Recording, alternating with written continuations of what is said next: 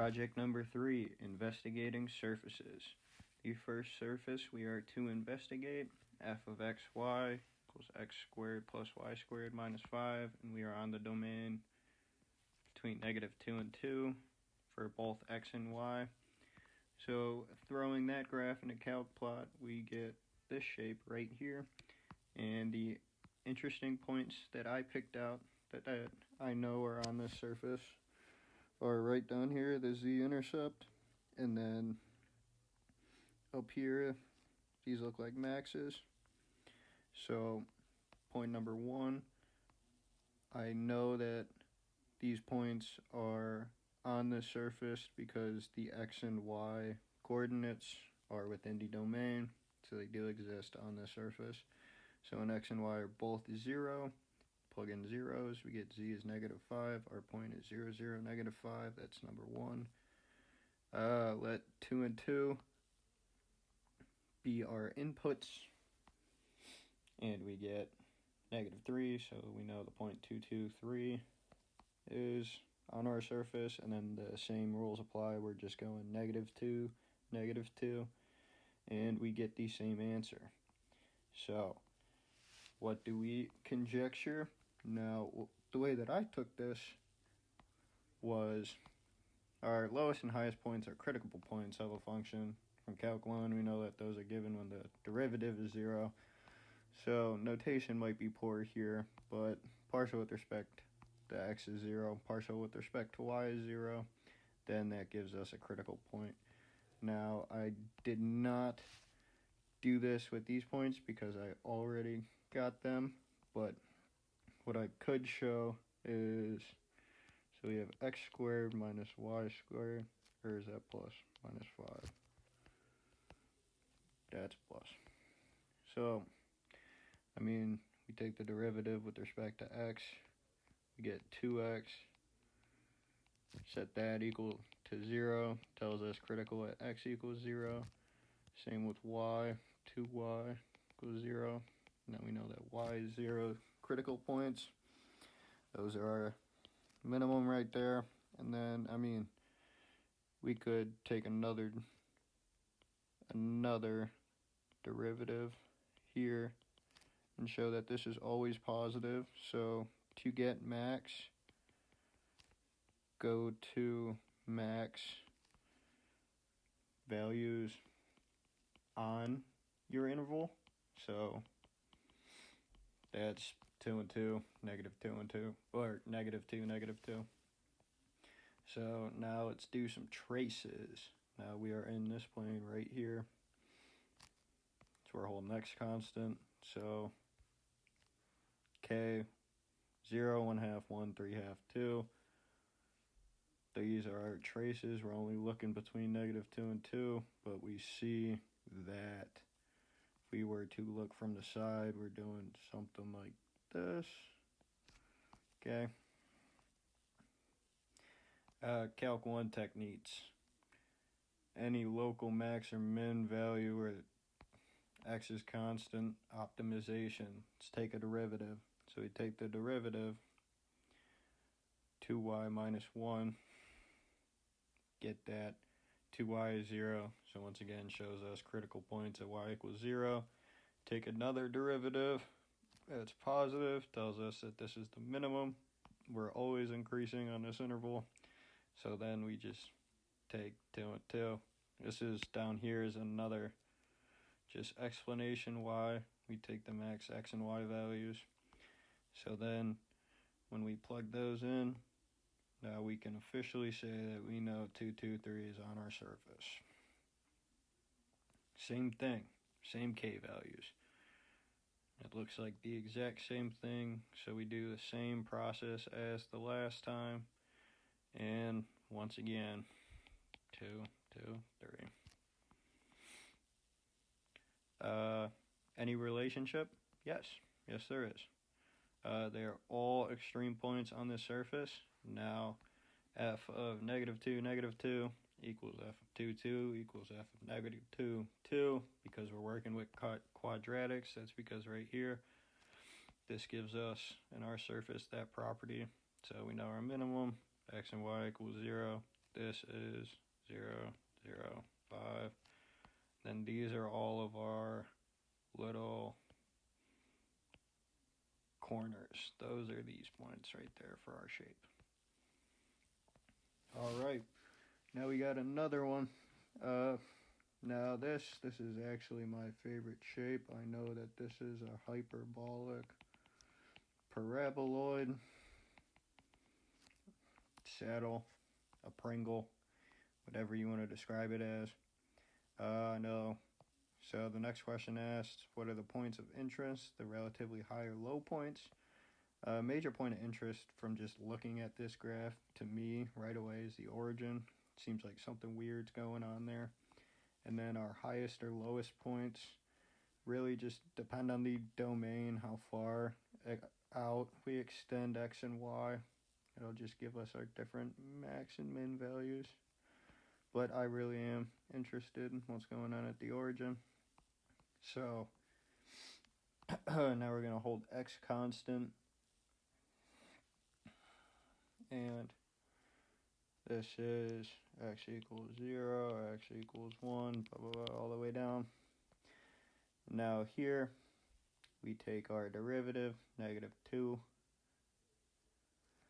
So we once again see we have critical points at y equals 0, and we take another derivative, we get a negative. That tells us that these are all maxima at y equals 0, which makes sense based on our graph. These are our maxima. Now, same thing, holding y constant, y equals 0, and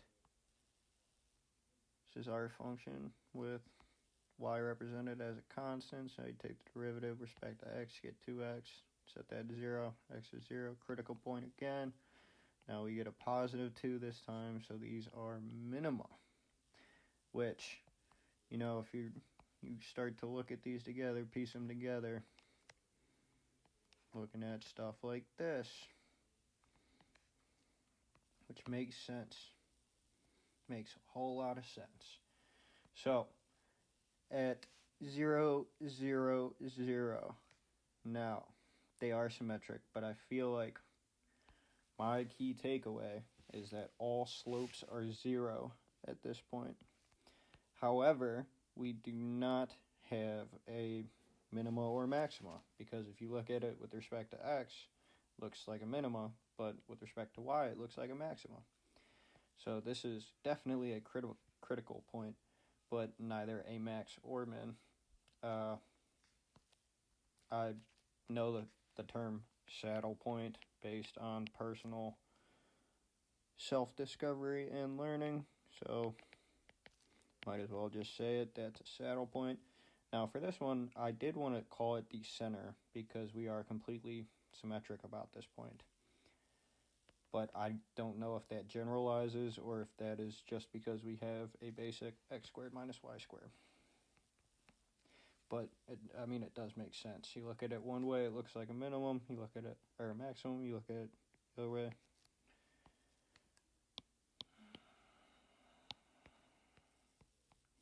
Now, the last and most interesting one. These were the 4 points, and you see I have my results listed up here. I identified these as interesting points right away from scrolling around the graph, and these were my estimates.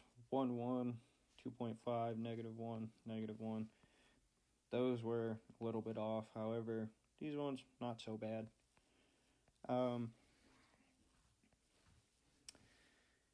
Traces again. Let x equal k. So k is a constant. And you see this is the domain that we care about again. So this is 0, 1/2, all the way down. And then these are our traces that we graphed. So we're seeing, now let's take some derivatives. Let's optimize. We know how to do that. So we take the derivative 3y minus y cubed. We get this. Let's set that equal to 0. Tells us that y is critical at plus and minus 1. Take another derivative, or the second derivative, get negative 6. That's decreasing. That tells us we have a maximum at 1, a minimum at y equals negative 1. If you plug in negative 1, you get a positive answer. So these are our traces. Now we know our critical points for y. Same thing with x. Plug in our y values, graph our traces, and take the first derivative, x minus x cubed. We get this. Now we get critical points at root 1 over 3. And same thing, when that's positive, that's max. When it's negative, it's a minimum. So we have our x and y's. So what do? We plug and chug.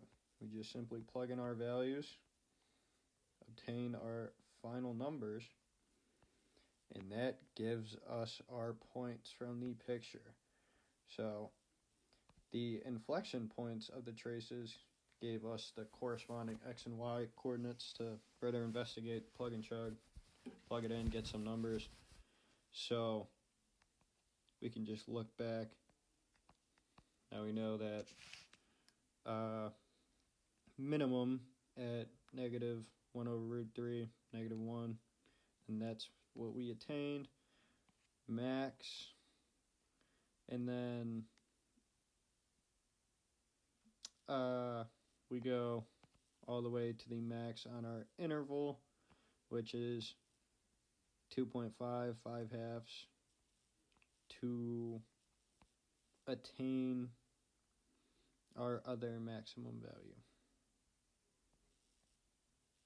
So that gives us our 5 halves, negative 5 halves, negative 5 halves, and we can see that these are the points that I identified earlier as interesting. So, where does it all go? Write a paragraph summarizing what you have learned here. How can we use traces? Using traces, you can identify the critical points as single variable functions, and these critical points translate directly to points of interest for surfaces. So the extreme values for your traces, your critical points, will give you not relative max or mins as proven with the hyperbolic paraboloid, but they will give you critical points.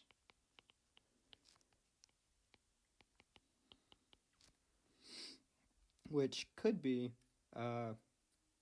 local max and mins, or could just be saddle points.